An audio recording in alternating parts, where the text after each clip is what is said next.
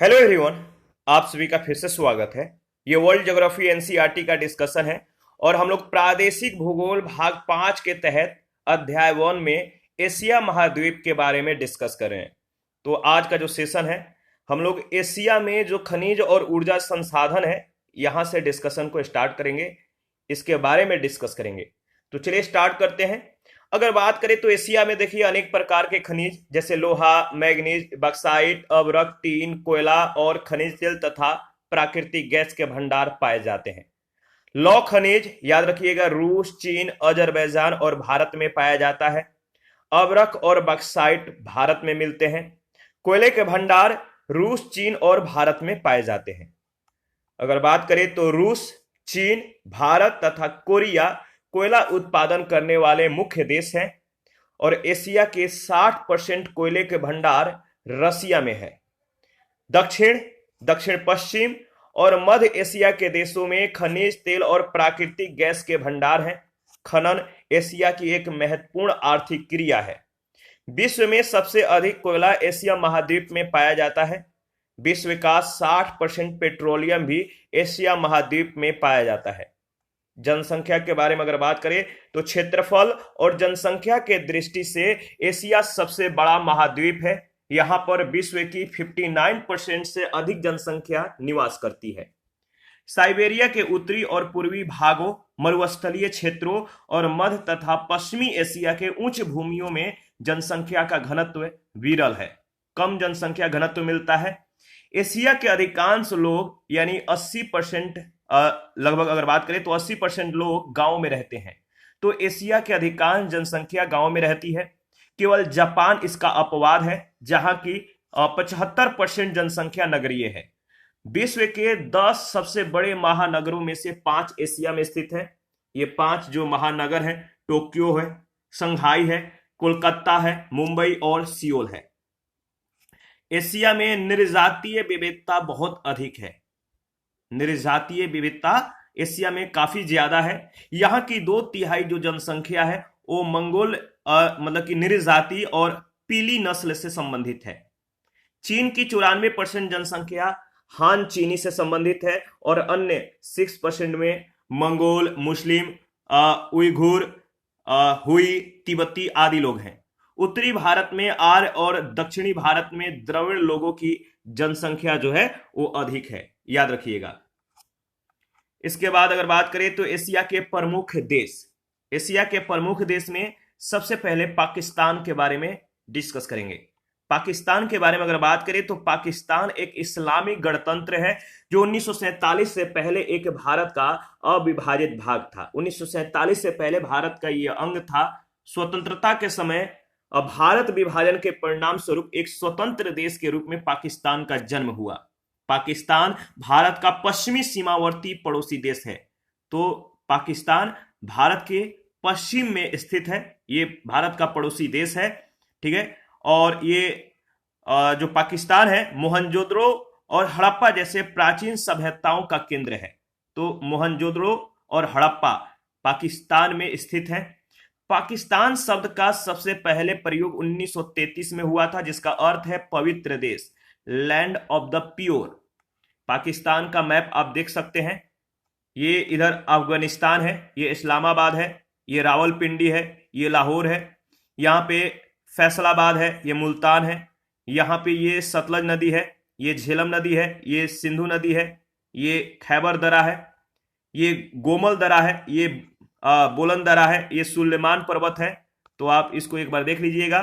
देखिए यहाँ पे अगर बात करें तो ये जो है नमक की पहाड़ी है। यहाँ पे सेंधा नमक के लिए जो है मतलब कि ये विश्व प्रसिद्ध है सेंधा नमक के लिए, जो नमक की पहाड़ी है पाकिस्तान में। यहाँ पे आप देख सकते हैं ये वाला जो है हामून ई मसुकेल है, ये वाला एरिया। इसके बाद अगर बात करें तो कराची पाकिस्तान का सबसे बड़ा नगर है। इस तरह से जो इंडिकेट किया गया है ये सभी पर्वत एरिया है। ये आपका ये मरुस्थल एरिया है, ये थार मरुस्थल है।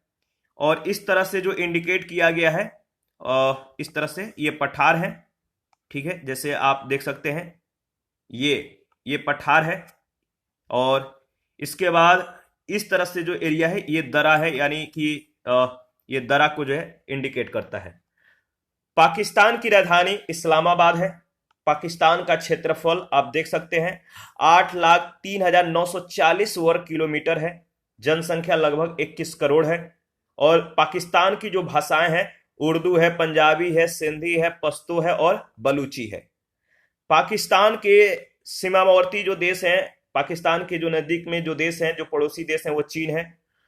उत्तर में चीन है पाकिस्तान के, उत्तर पश्चिम में अफगानिस्तान और ईरान है, पूरब में भारत है। देखिए इसकी पश्चिमी सीमा ईरान से और उत्तर पश्चिमी सीमा अफगानिस्तान से, दक्षिण पूर्वी सीमा भारत से और दक्षिणी सीमा अरब सागर से जो है मिलती है, याद रखिएगा।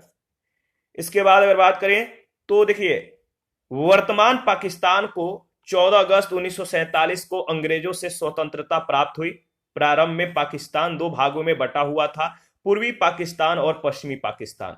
1971 में पूर्वी पाकिस्तान ने आंदोलन करके बांग्लादेश नामक एक पृथक स्वतंत्र देश बना लिया। तो जो पूर्वी पाकिस्तान था वो अब बांग्लादेश है। 1971 में जो है मतलब कि एक संघर्ष हुआ, इसके बाद जो पूर्वी पाकिस्तान था वो बांग्लादेश में कन्वर्ट हो गया। एशिया महाद्वीप के दक्षिणी भाग में, एशिया महाद्वीप के जो दक्षिणी भाग है, दक्षिणी भाग में अवस्थित पाकिस्तान एक इस्लामिक राष्ट्र है। पाकिस्तान का संवैधानिक नाम इस्लामिक रिपब्लिक ऑफ पाकिस्तान है। उर्दू यहाँ की जो है राष्ट्रीय भाषा है। भौतिक लक्षण के बारे में अगर बात करें तो दो भौतिक इकाइयों में इसे बांटा जा सकता है पाकिस्तान को। पहला है पश्चिम में स्थित पर्वतीय और पठारी भाग, यानी उत्तर पश्चिम की पर्वत श्रेणियां और बलूचिस्तान का पठार। दूसरा है पूरब में स्थित सिंधु का मैदानी क्षेत्र, यानी पंजाब का मैदान, थार का मरुस्थल।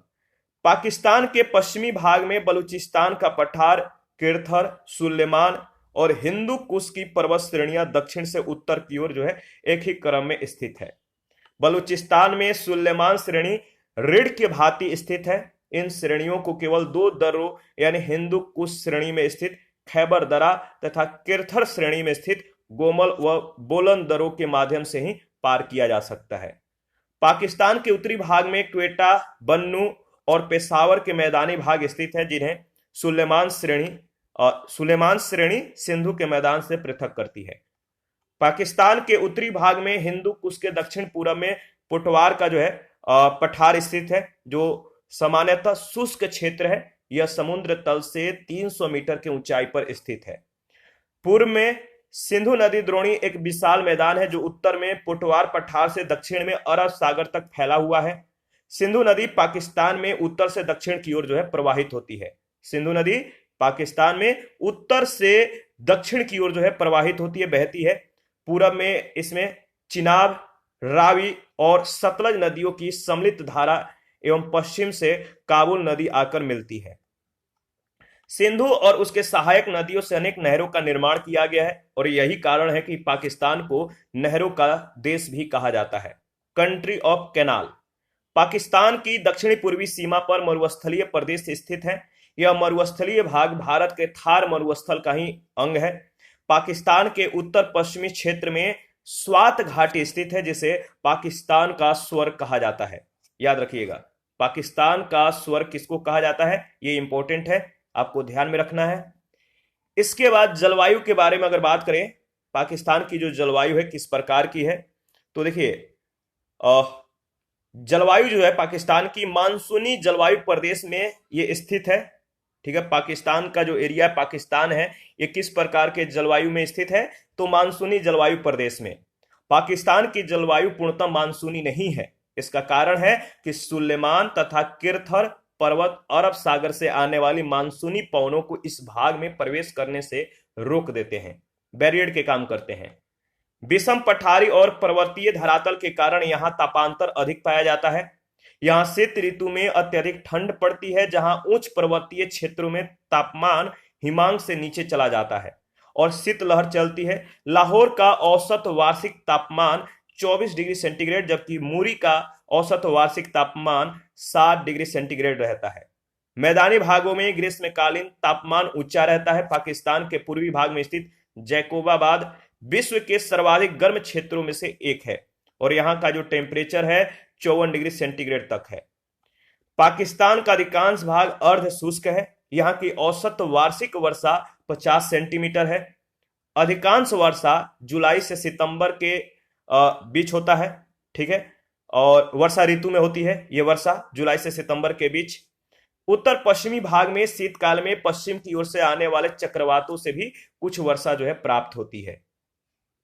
इसके बाद प्राकृतिक वनस्पति के बारे में अगर बात करें तो पाकिस्तान के कुल क्षेत्रफल के मात्र 4% भाग पर ही वनों का विस्तार है। यहाँ की अधिकांश वनस्पतियां ऐसी हैं जो ऊंचे तापमान को सहन कर सकती हैं।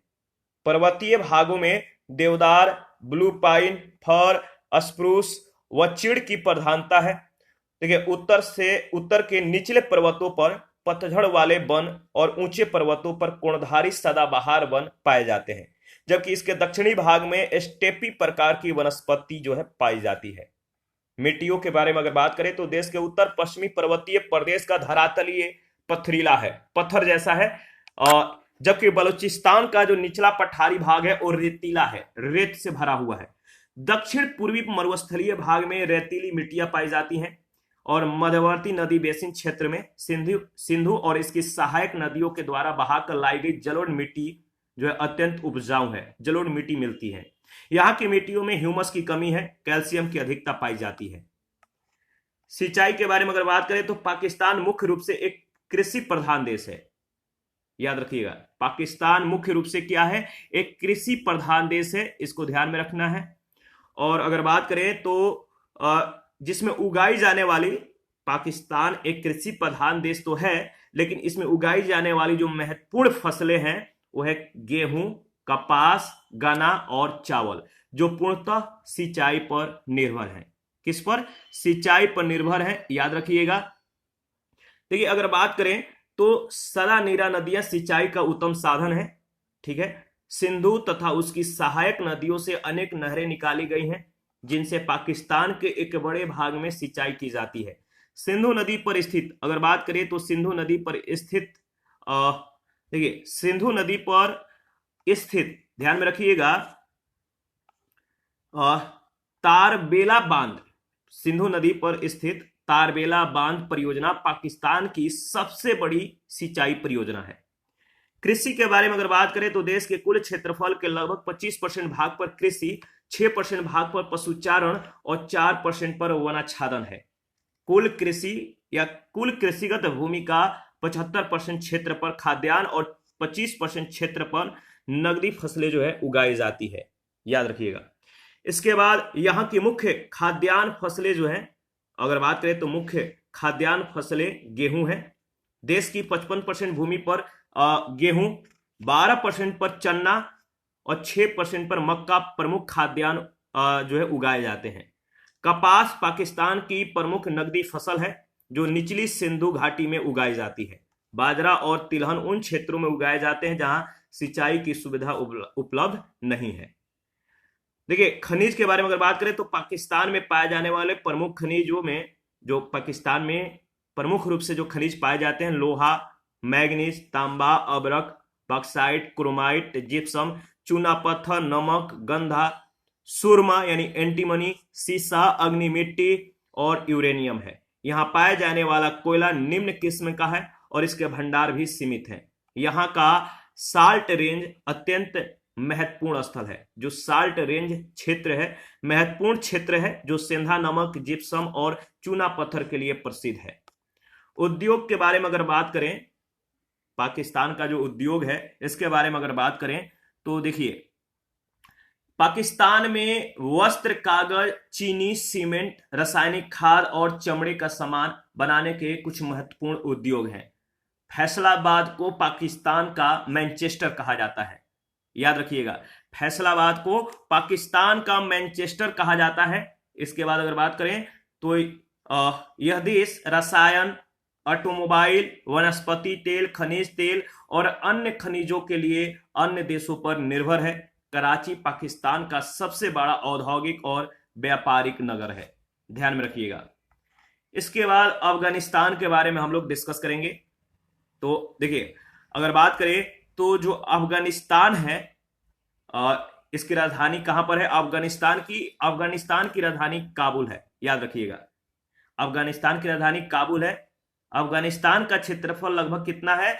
तो 6,52,225 वर्ग किलोमीटर है और अफगानिस्तान की जनसंख्या लगभग 3.15 करोड़ है। और अफगानिस्तान की जो भाषाएं हैं पाश्तो है और डारी फारसी है। अफगानिस्तान के सीमावर्ती जो देश हैं, उत्तर में ताजिकिस्तान है, उज्बेकिस्तान है, तुर्कमेनिस्तान है। तो अफगानिस्तान के उत्तर में कौन कौन से देश हैं? Tajikistan, Uzbekistan, Turkmenistan. पश्चिम में ईरान है, दक्षिण में पाकिस्तान है और उत्तर पूर्व में पीओके है। आगे बढ़ते हैं। अगर बात करें तो देखिए, अफगानिस्तान प्राचीन काल में, जो अफगानिस्तान है प्राचीन काल में एरियाना और मध्य काल में खुरासान के नाम से जाना जाता था। इसका दो नाम है। प्राचीन काल में इसको एरियाना कहा जाता था, मध्य काल में इसका नाम खुरासाना हो गया। खुरासान के नाम से जाना जाता था। यह रूस और ब्रिटिश भारत के बीच जो है बफर स्टेट था। क्या था? Buffer state. देखिए यहां पे जो है मैप दिया गया है अफगानिस्तान का, ये पूरा मैप है, आप देख सकते हैं। इधर पाकिस्तान है, इधर तुर्कमेनिस्तान है, ये आपका ताजिकिस्तान है, इधर भारत है, ये हिंदू कुश श्रेणी है और ये मजार ए शरीफ है यहाँ पे बामियान है, ये आपका कोई ई बाबा है, ये आपका अगर बात करें तो ये हरी नदी है, ये आपका फराह नदी है, ये आपका दस्त ए मतलब कि मागरो है, याद रखिएगा। ये चगाई पहाड़ी है यहां पर, ठीक है। अफगानिस्तान, देखिए अफगानिस्तान जो है एक लैंड लॉक्ड कंट्री है। अफगानिस्तान एक स्थल रूढ़ क्या है? लैंड लॉक्ड कंट्री है, पठारी और पर्वतीय देश है। 6 भौतिक प्रदेशों में इसे बांटा गया है अफगानिस्तान को।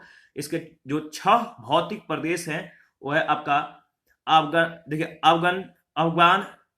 अफगान, तुर्किस्तान या बैक्टीरिया, दूसरा हिंदुकुश, तीसरा है बदखसा, चौथा है काबुलिस्तान, पांचवा है दक्षिण और पश्चिम के मरुस्थल और छठा है हजारा। अफगान तुर्किस्तान या बैक्टीरिया अफगानिस्तान के विशाल तुर्किस्तान के मैदान का एक भाग है जो देश के उत्तर पश्चिम में तुर्कमेनिस्तान के सीमावर्ती प्रदेश में विस्तृत है। देश के मध्य में पूर्व पश्चिम दिशा में हिंदुकुश प्रदेश जो है फैला हुआ है, विस्तृत है। अफगानिस्तान के उत्तर पूर्वी भाग को बदखसा के नाम से जाना जाता है। देश की राजधानी काबुल के चारों ओर विस्तृत प्रदेश को काबुलिस्तान कहा जाता है, जो अफगानिस्तान का सबसे सघन आबादी वाला प्रदेश है। यहाँ पे काफी जनसंख्या निवास करती है। हजारा अफगानिस्तान के मध्यवर्ती भाग में, हजारा जो है अफगानिस्तान के मध्यवर्ती भाग में बीच में स्थित एक पर्वतीय प्रदेश है। अफगानिस्तान का दक्षिणी पश्चिमी भाग एक मरुस्थल है जो ईरान के सीमा तक फैला हुआ है, जहां चलवासी बलूच जनजाति निवास करती हैं। स्थल रुद्ध होने तथा महाद्वीप के आंतरिक भाग में अवस्थित होने के कारण अफगानिस्तान की जलवायु महाद्वीपीय प्रकार की है। यहाँ शीत ऋतु अत्यधिक ठंडी और ग्रीष्म ऋतु गर्म होती है। शीत ऋतु में पश्चिम से आने वाले शीतोष्ण चक्रवातों से अल्प वर्षा होती है। अफगानिस्तान का उत्तरी भाग आर्द्र जलवायु वाला है, जबकि दक्षिणी और पश्चिमी भाग की जलवायु मरुस्थलीय प्रकार की है। इसके बाद अगर बात करें तो अफगानिस्तान में कृषि भूमि कुंदोज, हरिरूद, हेलमंद और काबुल नदी के घाटियों में फैला हुआ है। अफगानिस्तान की अर्थव्यवस्था ड्रग्स पर आधारित है। यह विश्व का 90% से अधिक जो है अफीम उत्पादित करता है। अफगानिस्तान में खनिज संपदा का जो है अभाव पाया जाता है, लेकिन कुछ मात्रा में प्राकृतिक गैस, कोयला, लोहा, तांबा और नमक का उत्पादन किया जाता है। अफगानिस्तान की अधिकांश जनसंख्या देश के उत्तर पूर्वी भाग में काबुल तथा इसके आसपास के नदी घाटियों में रहती है। देश के मध्य भाग में हजारा वर्ग जो है प्रमुख है, जो कृषक और पशुचारक दोनों हैं। तुर्कमेनिस्तान की सीमावर्ती भागों में तुर्कमेन वर्ग के लोग रहते हैं। तुर्कमेन लोग के जो घोड़ों के व्यापारी हैं। काबुल के उत्तर पूर्वी पर्वतीय क्षेत्रों में काफिर वर्ग की प्रधानता है। काबुल अफगानिस्तान की राजधानी और सबसे बड़ा नगर है। गजनी, कंधार, मजार शरीफ और हेरात यहाँ का जो है प्रमुख नगर है। कंधार यहाँ का प्रमुख हवाई अड्डा है। अफगानिस्तान की सर्वोच्च सभा को लोया जिरगा के नाम से जाना जाता है, लोया जिरगा सर्वोच्च सभा को, ठीक है। और अफगानिस्तान के जाम की मीनार और बामियाना घाटी को यूनेस्को की विश्व विरासत सूची में शामिल किया गया है। मानव विकास सूचकांक में अफगानिस्तान सबसे निचले पायदान पे है। इसके बाद नेपाल के बारे में डिस्कस कर लेते हैं। नेपाल की राजधानी कहां पर है? तो नेपाल की राजधानी काठमांडू है। नेपाल का जो क्षेत्रफल है 1,47,181 वर्ग किलोमीटर है। नेपाल की जनसंख्या 2.89 करोड़ है और नेपाल की जो भाषा है, लैंग्वेज है, वो नेपाली और मैथिली है। नेपाल के सीमावर्ती जो देश है, उत्तर में चीन है, ठीक है, तिब्बत वाला एरिया। पूरब में भारत है, सिक्किम और पश्चिम बंगाल का एरिया। पश्चिम में भारत का एरिया यानी उत्तराखंड का जो क्षेत्र है। दक्षिण में उत्तर प्रदेश और बिहार, ये इनके एरिया लगते हैं। नेपाल की सीमा पश्चिम, दक्षिण और पूरब में भारत से जो है तीनों ओर से घिरा हुआ है। तो नेपाल की जो सीमा है 3 ओर से भारत से घिरा हुआ है, पश्चिम, दक्षिण और पूरब में। उत्तर में तिब्बत को यह स्पर्श करती है। यह भारत और तिब्बत के बीच एक प्रतिरोधी राज्य यानी बफर स्टेट के रूप में स्थित है, ठीक है। इस प्रकार यह जो है लैंडलॉक्ड देश है, लैंडलॉक्ड कंट्री है, याद रखिएगा। नेपाल, इसकी जो विस्तार है, नेपाल जो है 26 डिग्री 20 मिनट से 30 डिग्री 10 मिनट उत्तरी अक्षांश और 80 डिग्री 15 मिनट से 88 डिग्री 10 मिनट पूर्वी देशांतर के बीच फैला हुआ है।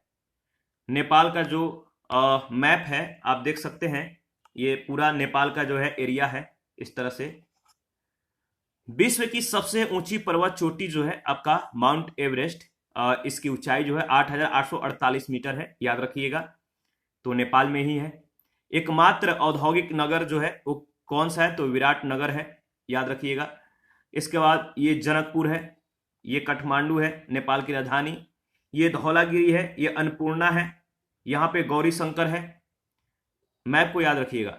ये शिवालिक श्रेणी है, ये महाभारत श्रेणी है, ये हिमालय है, ठीक है। ये आपका ग्रेट है, ये कर्णाली नदी है, ठीक है। इसके बाद अगर बात करें तो भौतिक लक्षण क्या है? नेपाल का भौतिक ऊंचावच बहुत विषम है। नेपाल एक मतलब कि पथरीला एरिया है, इसका 3/4 भाग पर्वतीय है। सामान्यतः इसे 3 भौतिक इकाइयों में बांटा जा सकता है। इसका दक्षिणी भाग निम्न ऊंचावच वाला मैदान है जिसे तराई प्रदेश कहते हैं। यह प्रदेश 50 से 250 मीटर ऊंचा एक चौरस मैदान है। विश्व की सबसे ऊंची पर्वत चोटी माउंट एवरेस्ट बृहद हिमालय श्रेणी में देश के उत्तरी भाग में नेपाल तिब्बत की सीमा पर स्थित है, जिसे नेपाल में सागर माथा के नाम से जानते हैं। यहाँ बृहद हिमालय के दक्षिण में मध्य हिमालय की महाभारत श्रेणी है। यहाँ अगर बात करें तो मध्यम ऊंचाई की पहाड़ियां, काठमांडू और अन्य घाटियां विस्तृत हैं। काठमांडू घाटी महाभारत श्रेणी और बृहद हिमालय के बीच जो है स्थित है। शिवालिक श्रेणी के उत्तर में स्थित लघु हिमालय श्रेणी को महाभारत लेक के नाम से जाना जाता है। महाभारत लेक तथा चूरे श्रेणी के बीच जो है अनेक घाटियां हैं। नेपाल में पश्चिम से पूरब की ओर 3 प्रमुख नदी प्रणालियां हैं, ठीक है। नेपाल की नदी जो प्रणालियां हैं, 3 प्रमुख नदी प्रणालियां हैं, कर्णाली या घाघरा क्रम, गंडक क्रम और कोसी क्रम। नेपाल की नदियों के उद्गम स्थल हिमालय में है, जो दक्षिण की ओर बहती हुई भारत में प्रवेश करके गंगा में मिल जाती हैं, ठीक है। नेपाल की नदियां पूर्ववर्ती नदियों के उदाहरण हैं। नेपाल के तराई प्रदेश के पूर्वी भाग में कोसी नदी प्रवाहित होती है। यहां जो है यह जो प्रदेश है नेपाल जो है कौशिकी प्रदेश कहलाता है। नेपाल का मध्य भाग गंडकी प्रदेश और पश्चिमी भाग कर्णाली प्रदेश के नाम से जाना जाता है। बागमती नदी काठमांडू की घाटी में प्रवाहित होती है। जलवायु के बारे में अगर बात करें तो नेपाल की जलवायु पर उसकी भू आकृति का गहरा प्रभाव पड़ा है। यहाँ की जलवायु शीत प्रधान है। तराई को छोड़कर अगर बात करें तो तराई को छोड़कर देखिए सर्वत्र निम्न तापमान पाया जाता है। तापमान दक्षिण से उत्तर यानी तराई क्षेत्र से उच्च हिमालय श्रेणियों की ओर घटता जाता है। वर्षा पूरब से पश्चिम की ओर घटती जाती है। काठमांडू घाटी में जलवायु ग्रीष्म ऋतु में कोष्ण और शीत ऋतु में ठंडी होती है। यहाँ का औसत वार्षिक तापमान 32 डिग्री सेंटीग्रेड रहता है, जनवरी में ठंडा पड़ती है और औसत तापमान 10 डिग्री सेंटीग्रेड तक जो है गिर जाता है। काठमांडू का औसत वार्षिक तापमान 18 डिग्री सेंटीग्रेड रहता है, याद रखिएगा। प्राकृतिक वनस्पति और मिट्टियों के बारे में अगर बात करें तो नेपाल के प्राकृतिक वनस्पति पर उच्चावच का प्रभाव पड़ता है, याद रखिएगा। जो नेपाल के प्राकृतिक वनस्पति हैं इन पर ऊंचावच का प्रभाव पड़ता है। यहाँ के कुल क्षेत्रफल के 16% क्षेत्र पर वन, 13% क्षेत्र पर चारागाह विस्तृत है। ठीक है, 16% क्षेत्र पर वन है और 13% क्षेत्र पे चारागाह जो है फैला हुआ है। नेपाल के तराई प्रदेश में उष्णकटिबंधीय सदाबहार वन, मानसूनी वन, ठीक है, उष्णकटिबंधीय सदाबहार वन, मानसूनी वन, सदापर्णी चौड़ी पत्ती वाले वन, ठीक है, और सदापर्णी शकुंधारी वन तथा पर्वतीय चारागाह मिलते हैं। उत्तर की ओर हिमालय की ढालों पर शीतोष्ण कटिबंधीय वन पाए जाते हैं। नेपाल के पश्चिमी भाग में जहां औसत वर्षा कम होती है वहां घास भूमियां पाई जाती हैं। तराई और घाटियों में जलोढ़ मिट्टियां पाई जाती हैं। निचले पर्वतीय ढालों पर लैटराइट, मध्य पर्वतीय प्रदेश में अनुवर भूरी पर्जौल मिट्टियां पाई जाती हैं। तीव्र गति से जो वनों अगर बात करें तो तीव्र गति से वनों को काटने से पर्वतीय क्षेत्र मृदा अपरदन की समस्या से जो है ग्रसित है। नेपाल की जो कृषि है, नेपाल एक कृषि प्रधान देश है। यहाँ पे जो है जो नेपाल है कुल क्षेत्रफल के लगभग 16% क्षेत्र पर कृषि कार्य करता है। नेपाल का 40% कृषिगत क्षेत्र पूर्वी तराई क्षेत्र में स्थित है और यहाँ निर्वाहक कृषि और पशुपालन जो है प्रमुख व्यवसाय है। नेपाल की लगभग 80% जनसंख्या कृषि कार्य में संलग्न है, कृषि कार्य में लगा हुआ है। यहाँ सिंचाई की सुविधाएं जो है सीमित हैं, बहुत ज्यादा सिंचाई की सुविधाएं नहीं है, सीमित मात्रा में है। यहाँ की कृषि मानसूनी वर्षा पर निर्भर है। चावल, मक्का, गेहूं, ज्वार, बाजरा और जौ यहाँ की प्रमुख फसलें हैं। नेपाल की प्रमुख नकदी फसल गन्ना है, तिलहन है, तंबाकू है, आलू और पटसन है। पर्वतीय क्षेत्रों में गर्म मसाले और छोटी इलायची की खेती होती है। खनिज और ऊर्जा संसाधन के बारे में अगर बात करें तो नेपाल में खनिजों का अभाव है। यहाँ पर केवल अभ्रक ही पर्याप्त मात्रा में पाया जाता है। लिग्नाइट, तांबा, कोबाल्ट और लौह अयस्क अल्प मात्रा में पाए जाते हैं। यहाँ ऊर्जा शक्ति का मुख्य साधन जलावन की लकड़ी है। उपयोग में लाई गई कुल ऊर्जा का 68% केवल लकड़ी से जो है ऊर्जा जो है प्राप्त की जाती है। नेपाल में विश्व की सबसे अधिक संभावित जल विद्युत उत्पादन क्षमता है, लेकिन अभी तक इस संभावित क्षमता का केवल 0.28% भाग का ही उपयोग किया जा सकता है। यहाँ कोयले की कमी है, किंतु जल संसाधनों की प्रचुरता के कारण जल विद्युत के विकास की विशाल संभावनाएं हैं। ठीक है, उद्योग के बारे में अगर बात करें तो नेपाल औद्योगिक दृष्टि से एक पिछड़ा हुआ देश है। विगत दशकों में यहाँ कृषि और वनों पर आधारित उपभोक्ता उद्योगों का विकास हुआ है। पर्यटन नेपाल का सबसे महत्वपूर्ण उद्योग है जो विदेशी मुद्रा अर्जित करने का प्रमुख स्रोत है। संगठित उद्योगों में देश की केवल 10% कार्यशील जनसंख्या संलग्न है। देखिए, नेपाल की जो जनसंख्या है अगर बात करें तो जनसंख्या का जो वितरण है नेपाल में अत्यंत असमान है। ठीक है, यहाँ की नदी घाटियों और तराई क्षेत्रों में जनसंख्या काफी ज्यादा बसी हुई है। काठमांडू की घाटी में देश की 40% जनसंख्या निवास करती है। नेपाल विश्व के सबसे गरीब देशों में से एक है, जहां लगभग 49% लोग अत्यंत गरीबी की स्थिति में जीवन निर्वाह को विवश हैं। नेपाल के अधिकांश निवासी इंडो नेपाली प्रजाति के हैं। 20% नेपाली तिब्बती प्रजाति से संबंधित हैं। नेपाली, निवार, शेरपा, गोरखा, भोटिया यहाँ की प्रमुख निर्जातीय हैं। देश की 80% जो है नेपाल में जनसंख्या हिंदू और बौद्ध तथा मुस्लिम है। तो 80% देश की जनसंख्या जो है हिंदू तथा शेष बौद्ध और मुस्लिम है। सबसे ज्यादा नेपाल में हिंदू जाति के लोग हैं। इसके बाद नेक्स्ट सेशन में हम लोग भूटान से जो है डिस्कशन को स्टार्ट करेंगे, तो आप अपना प्रतिक्रिया देते रहिए। आपके प्रतिक्रियाओं का हमें बेसब्री से इंतजार रहता है। जिन लोगों ने Telegram channel, Telegram quiz group, Facebook page, Instagram को ज्वाइन नहीं किया है, वीडियो के डिस्क्रिप्शन बॉक्स में उसका लिंक है, आप ज्वाइन कर सकते हैं। थैंक यू, मिलते हैं नेक्स्ट सेशन में।